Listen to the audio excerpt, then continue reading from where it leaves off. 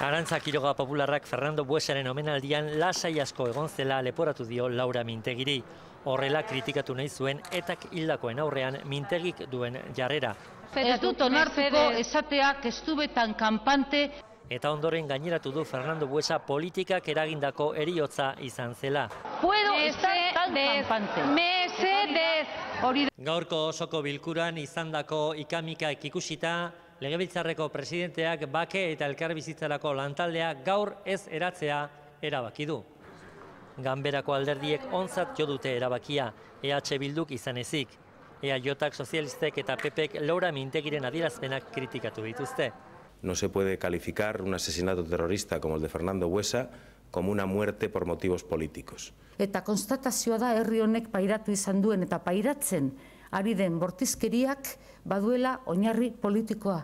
EAJak PPren jarrera ere kritikatu du. Hoy el objetivo era tapar mediáticamente la constitución de la ponencia.